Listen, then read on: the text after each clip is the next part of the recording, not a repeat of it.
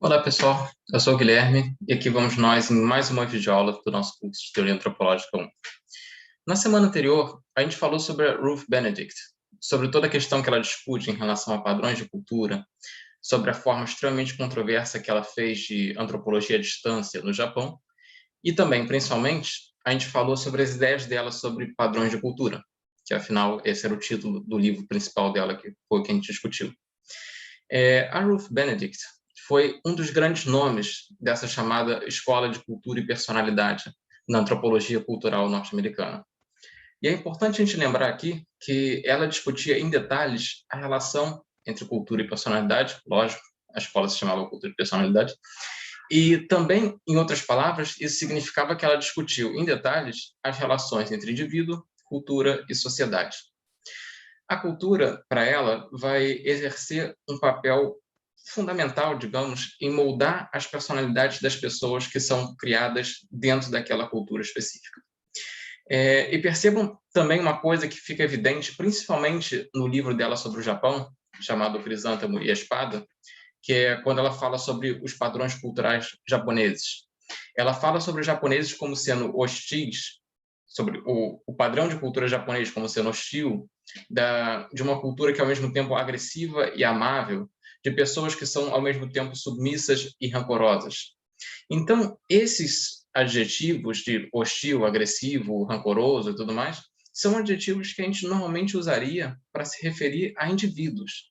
E a Ruth Benedict está usando esses adjetivos para se referir aos padrões de cultura japoneses.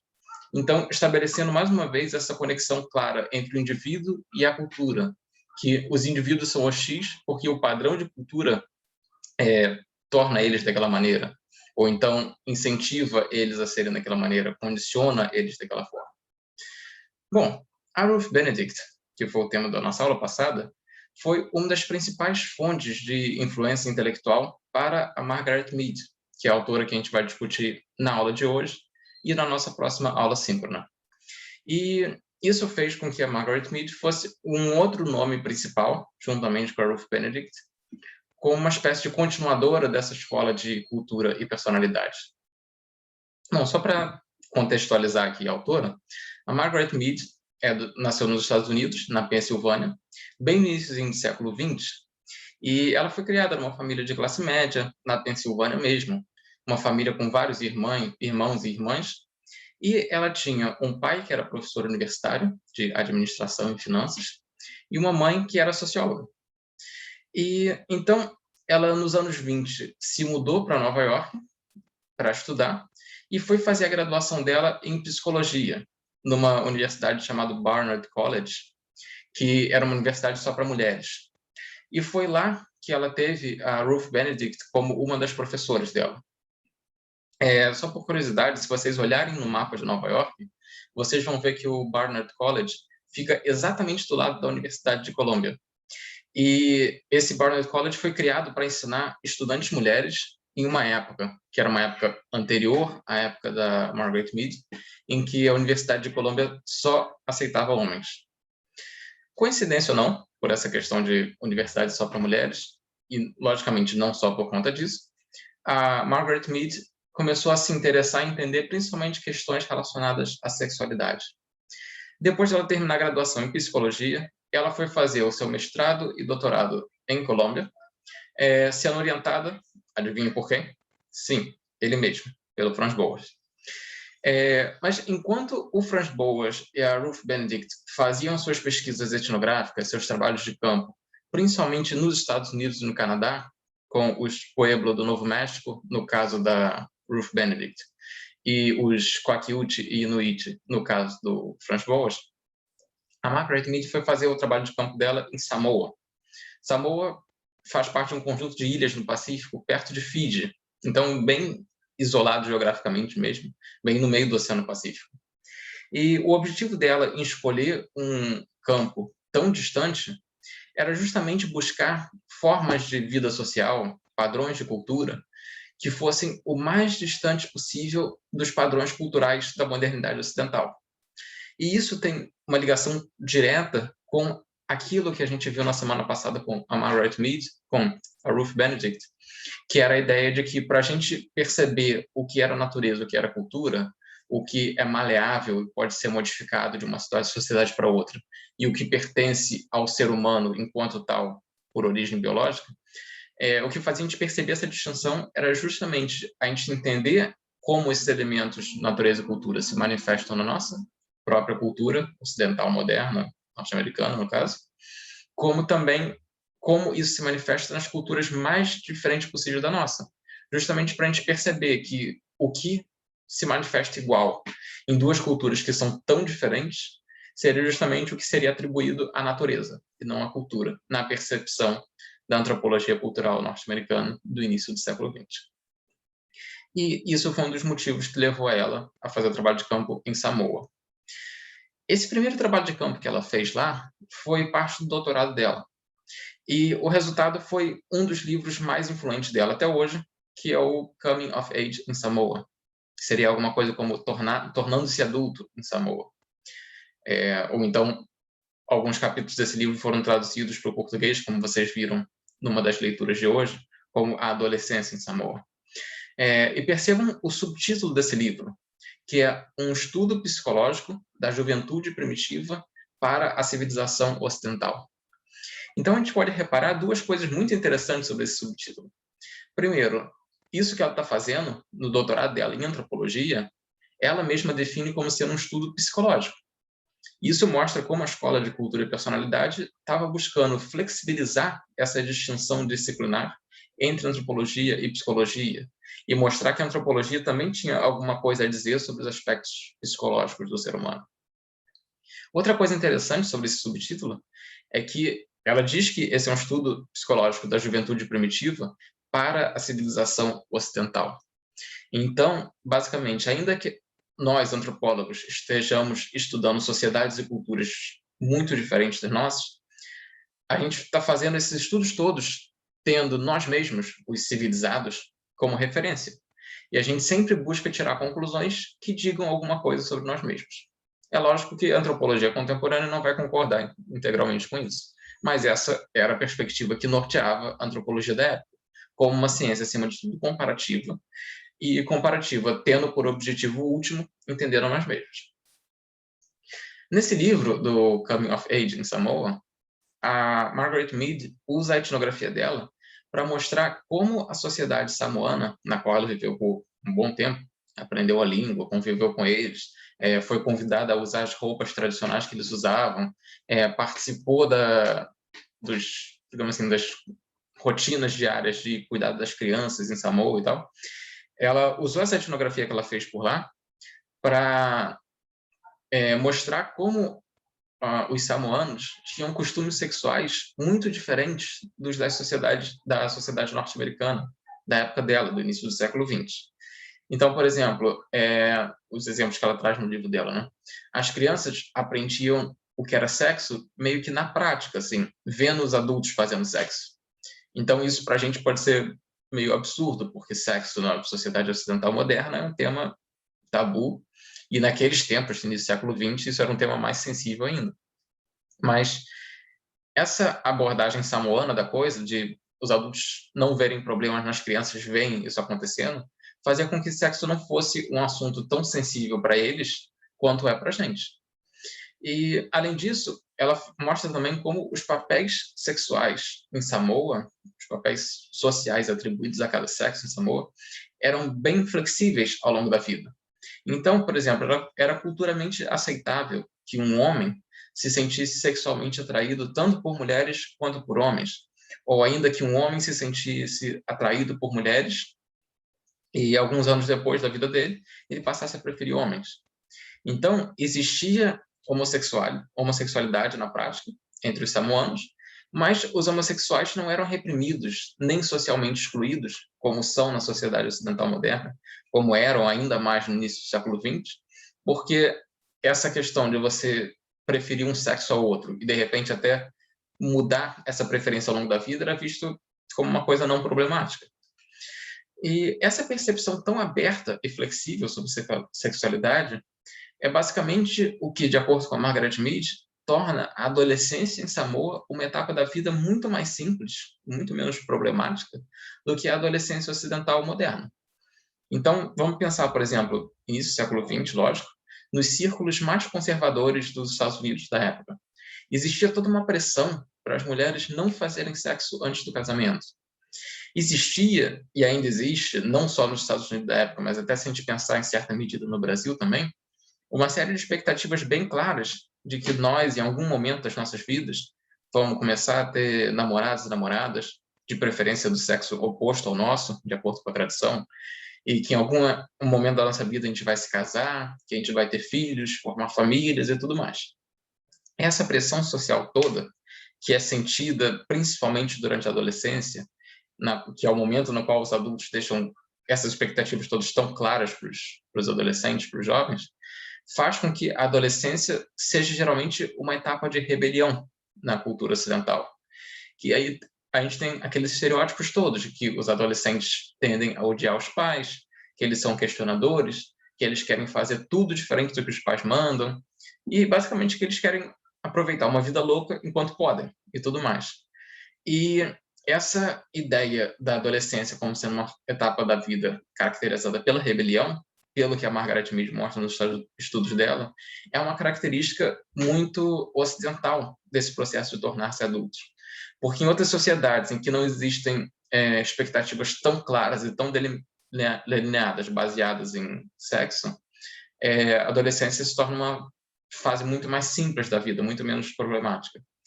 E isso é uma ideia que existe até hoje, dessas expectativas todas sobre a adolescência ocidental. Por mais que a sociedade ocidental tenha se transformado, muito disso ainda está presente. Então é só vocês pensarem, por exemplo, em qualquer filme hollywoodiano ou até seriado do Netflix, o que for, sobre jovens vivendo o final do ensino médio ou então o início da universidade atualmente.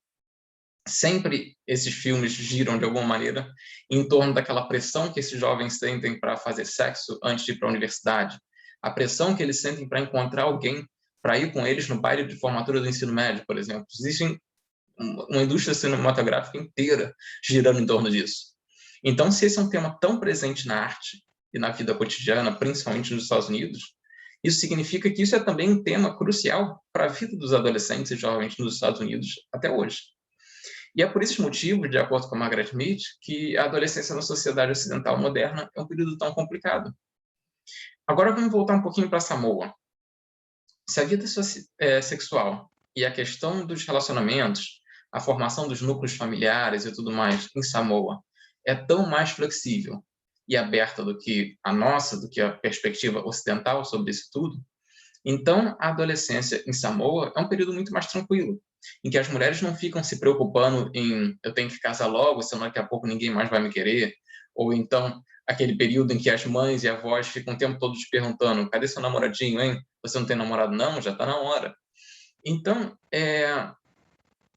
o estudo dela sobre Samoa era, acima de tudo, um estudo comparativo, que, por um lado, ela percebia a cultura samoana como permitindo ter uma adolescência mais saudável do que na cultura ocidental. Mas, por outro lado, ela afirma que a cultura samoana é menos rica do que a ocidental, porque os papéis sociais atribuídos a cada sexo são muito menos flexíveis e menos diferenciados. Isso a gente vai voltar a discutir com mais detalhes na nossa próxima aula síncrona. E o segundo trabalho mais influente dela foi exatamente o livro que vocês leram como leitura principal para hoje, que é o Sexo e Temperamento em Três Sociedades Primitivas, que foi um livro que ela escreveu em 1935. E nesse livro, ela vai desenvolver ainda mais esse argumento sobre comportamentos, temperamentos e sobre essa dita complexidade de cada cultura.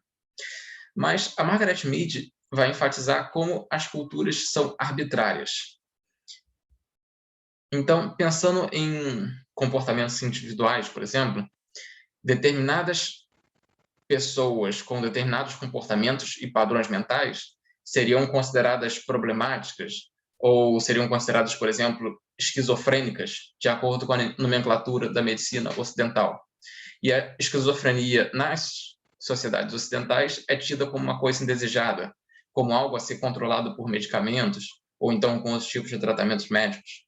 Mas em outras culturas, esses mesmos comportamentos e padrões mentais que para a gente caracterizam a esquizofrenia seriam vistos como positivos. E algumas pessoas apresentando esses comportamentos seriam justamente considerados os xamãs, as pessoas que conseguem ouvir as vozes dos ancestrais, por exemplo, e usar essas vozes como premonições para guiar os rumos políticos de uma determinada sociedade aborígene, por exemplo. Então, nesse livro do Sexo e Temperamento em Três Sociedades Primitivas, ela vai focar nessa questão sobre como as culturas são arbitrárias e como esse aspecto arbitrário das culturas também vai influenciar nos comportamentos e na percepção dos temperamentos e comportamentos que são considerados adequados para cada pessoa, de cada sexo, de cada faixa etária e tudo mais. Então, ela vai estudar essas conexões entre sexo e temperamento em três sociedades primitivas. Na Nova Guiné, que é o lugar onde ela também fazia trabalho de campo, não só em Samoa, como na Papua Nova Guiné, que são os dois no Pacífico. Então, as três sociedades primitivas que ela estudou foram os Arapés, os Mundurucus e os Chambuli.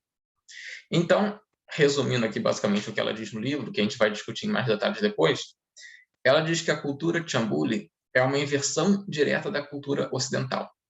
Porque aqui, entre nós, no Ocidente, a mulher é considerada sensível, emocionalmente dependente, mais frágil e tudo mais.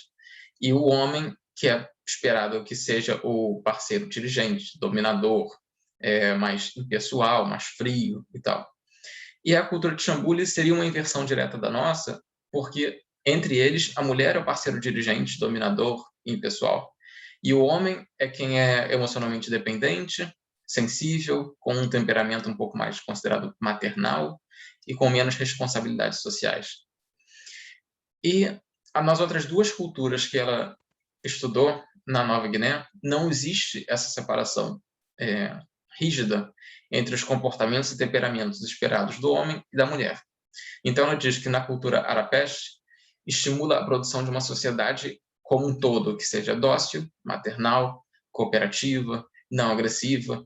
Então, tanto homens quanto mulheres arapés devem apresentar esses traços de temperamento e de personalidade em proporções equivalentes.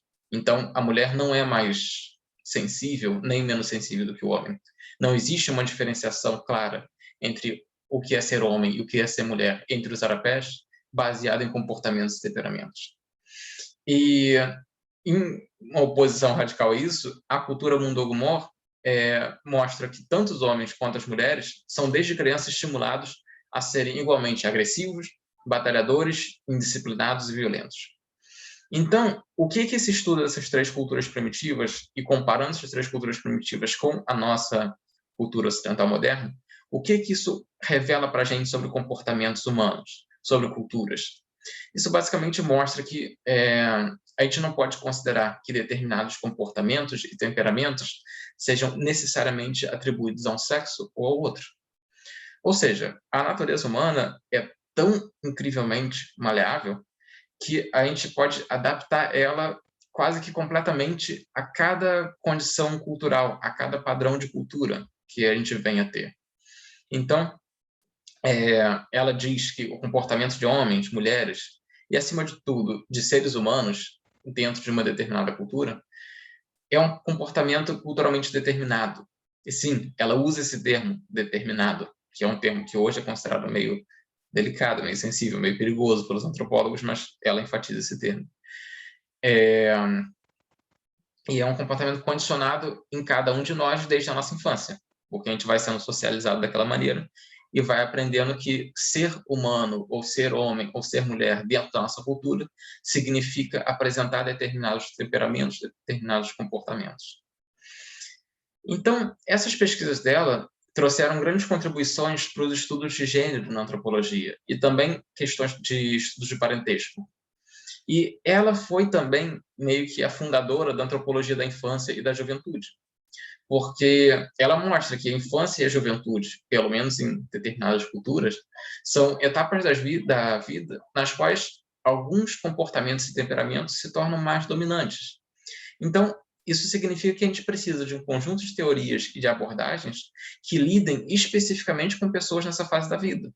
Porque uma abordagem antropológica, por exemplo, que lide com todas as faixas etárias na sociedade ocidental moderna, não seria capaz de dar atenção para o fato de que, por exemplo, os jovens ocidentais modernos contemporâneos se vestem de uma forma específica, se comportam de uma forma específica, têm visões políticas diferentes, em muitos casos, das visões dos adultos.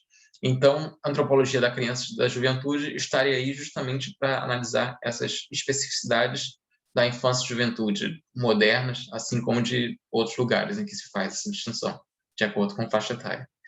E outra coisa também importante da antropologia da criança e da juventude é a questão da metodologia de pesquisa. Porque, basicamente, como que você vai fazer uma entrevista em profundidade com 2 horas de duração com uma criança de 5, 6 anos de idade? E aí que ela usou um pouco da formação dela em psicologia e também de outras metodologias que ela foi testando ao longo do trabalho de campo, para formular metodologias específicas para a antropologia da criança. Então, por exemplo, ela fazia muitos exercícios de você sugerir uma dinâmica ou algum jogo para as crianças interagirem umas com as outras e conversarem sobre temas cotidianos da vida delas. Ou então para elas fazerem como se fosse um jogo de papéis, uma espécie de teatro, interpretando pessoas diferentes do grupo em que elas vivem, para mostrar como elas estão percebendo a sociedade em que elas vivem. E também outras técnicas metodológicas assim, de pesquisa, que era justamente pedir para as crianças fazerem desenhos. Então, ela pedia para a criança em Samoa, por exemplo, fazer um desenho mostrando a aldeia em que elas vivem, para perceber como elas entendiam o espaço, como elas entendiam a importância de cada um daquele espaço da aldeia, no todo da aldeia e tudo mais. E também desenhos para elas desenharem sobre a família delas. Então, quem a considerava como membro da família ou não, para ser incluído nesse desenho. E uma das coisas interessantes dessa metodologia dela é que, em muitos casos, como até em Samoa, ela estava lidando com sociedades que não tinham tradição pictórica, em que a ideia de um desenho não era necessariamente representar alguma coisa que existia no mundo, era talvez fazer um padrão geométrico, ou então fazer um conjunto de cores e formas e tal, mas não necessariamente representar alguma coisa, como se fosse um mapa, como se fosse uma pintura realista. Mas, de qualquer forma, uma das grandes sacadas dela, digamos assim, foi fornecer as bases para se fundar a antropologia da criança e da juventude, e um dos pontos principais disso foi justificar a importância de se ter uma metodologia específica para faixas etárias específicas. Uma coisa interessante sobre a Margaret Mead é que ela incorporou na vida dela muitas das coisas que ela aprendeu com as sociedades que ela estudou. Então, por exemplo, ela falava que a liberdade sexual não era um problema, que essa chamada promiscuidade não poderia ser vista de uma forma negativa. Então, baseado nessas discussões que ela fazia como antropóloga, isso também influenciou muito a vida dela, a ponto de que, por exemplo, ela se casou e se divorciou várias vezes ao longo da vida, com vários antropólogos, inclusive, numa época em que isso não era um comportamento muito frequente, muito menos considerado desejado para mulheres. E ela também se relacionou tanto com homens quanto com mulheres, no sentido sexualmente, eu digo.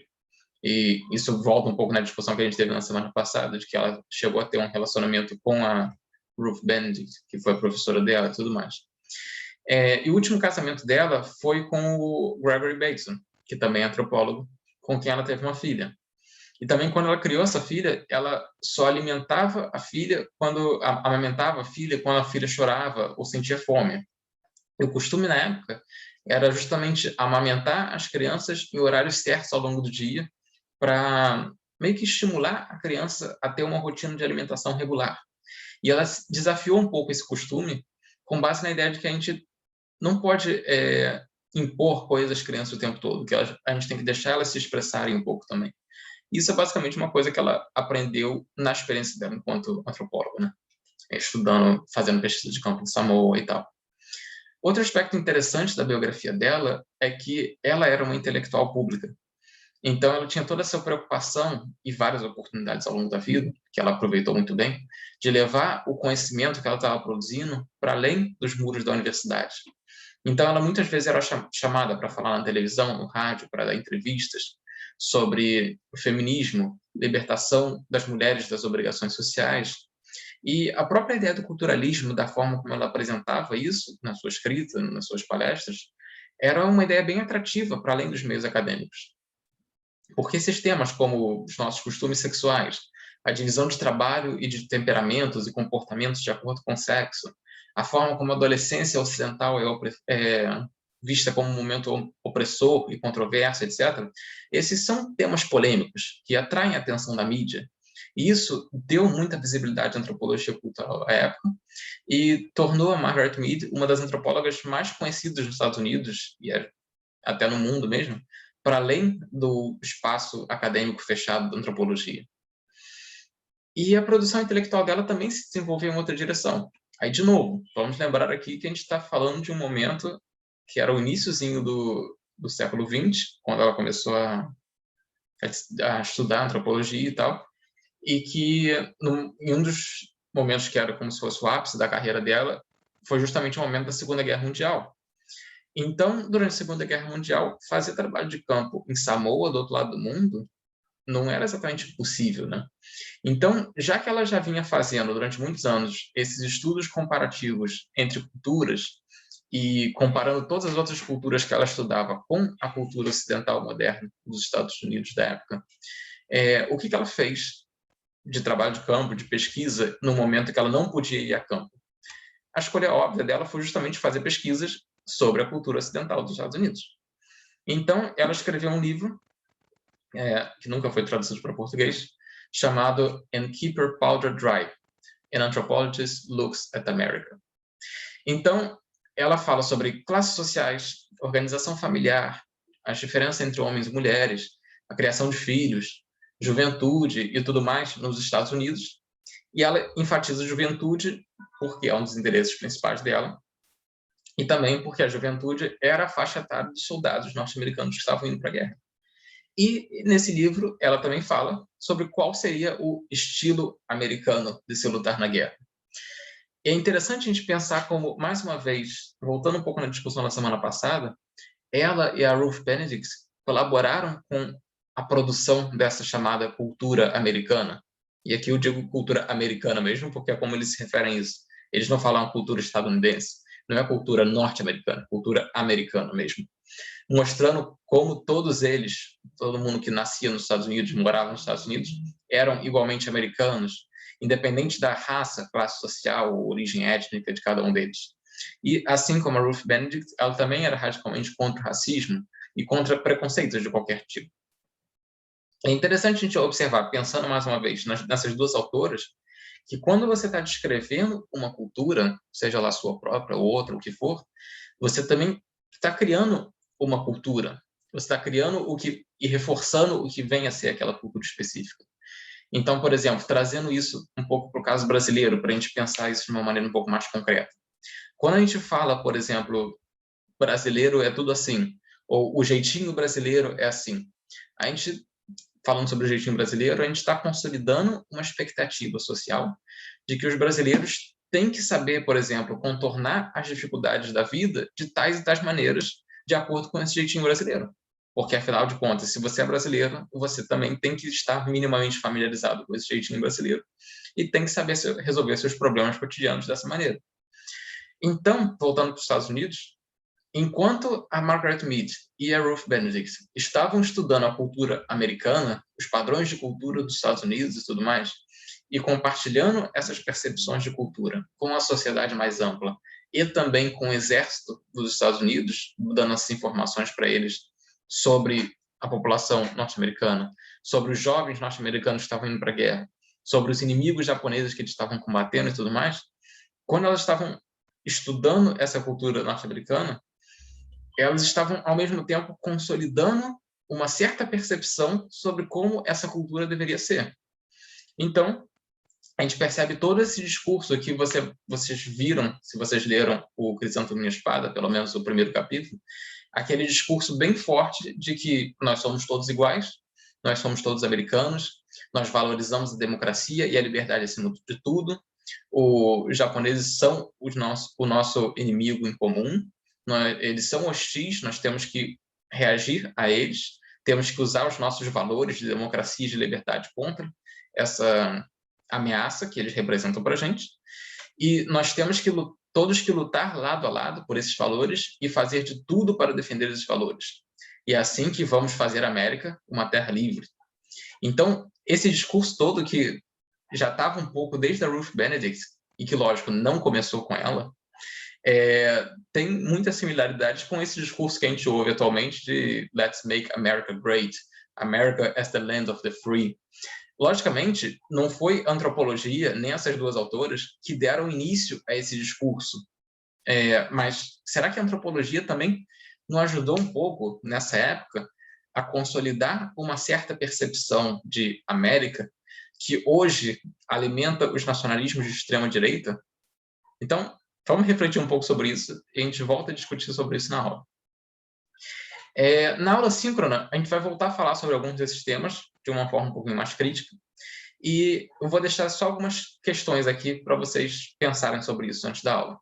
Primeiro, é essa questão de até que ponto a forma como a antropologia cultural criou a cultura norte-americana não influencia a forma como essa cultura se manifesta atualmente.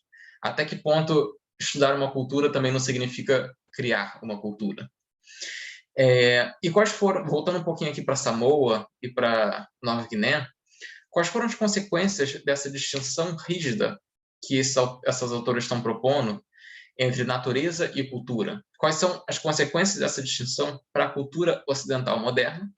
E como essa distinção se manifesta hoje em dia e influencia a nossa forma de pensar atualmente? E quais são os limites e até, digamos, os pontos fracos desse conceito de cultura que o culturalismo norte-americano estava produzindo nessa época?